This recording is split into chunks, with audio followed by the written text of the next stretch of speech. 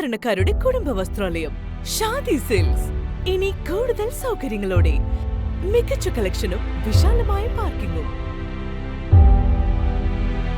Shaadi silks, bus സ്റ്റാൻഡിന് എതിർവശം, Kondotty. Town team മുതുവല്ലൂരും FC കൊണ്ടോട്ടിയും സംയുക്തമായി ജനകീയ കമ്മിറ്റിയുടെ നേതൃത്വത്തിൽ സംഘടിപ്പിക്കുന്ന SFA അഖിലേന്ത്യാ സെവൻസ് ഫുട്ബോൾ ടൂർണമെന്റിന് നീറാട് ബ്ലോസം കോളേജ് ഗ്രൗണ്ടിൽ ഏപ്രിൽ 3 തുടക്കമാകും. നാട്ടിൽ ലഹരി മാഫിയ പിടിമുറുക്കുന്ന പുതിയ കാലത്ത് ലഹരിയാണ് ഫുട്ബോൾ എന്ന സന്ദേശമുയർത്തിയാണ് ഫുട്ബോൾ ടൂർണമെന്റ് നടക്കുന്നത്.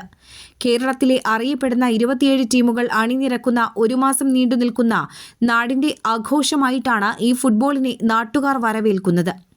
രാത്രി 8:30 കായികമാമാങ്കത്തിന് തുടക്കം കുറിക്കും. ഏറെ പ്രത്യേകതകളോടുകൂടിയാണ് ഈയൊരു ടൂർണമെന്റിന് ഇവിടെ അരങ്ങേറ്റം കുറിക്കുന്നത്.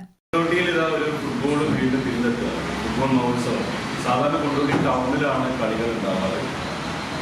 കഴിഞ്ഞ 2 വർഷമായിട്ട് FC കൊണ്ടോട്ടി എന്ന് പറയുന്ന ഓൾ ഇന്ത്യ സെവൻസ് ടീമിൻ്റെ രജിസ്ട്രേഷൻ ചെയ്ത ടീമിൻ്റെ ബാനറിലാണ് കൊണ്ടോട്ടിയിലൊക്കെ കളി നടക്കാറ്.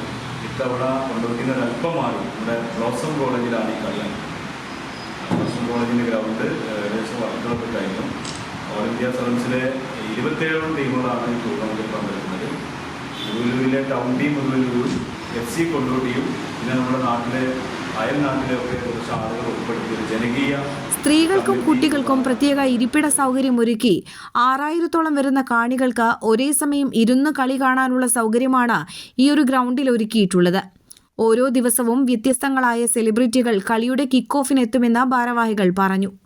Tournament committee chairman Rahman Muthuvallur, convener Sharafali Nechiyan, treasurer Majeed Mekkad, SFA ജില്ലാ ട്രഷറർ ഷാഹുൽ ഹമീദ്, വൈസ് ചെയർമാൻമാരായ ദിൽഷാദ് നീറാട്, ഫൈറൂസ് മുതുവല്ലൂർ, കബീർ മുതുപറമ്പ്, ജോയിന്റ് കൺവീനർ റിയാസ് നീറാട് തുടങ്ങിയവർ വാർത്താ സമ്മേളനത്തിൽ പങ്കെടുത്തു.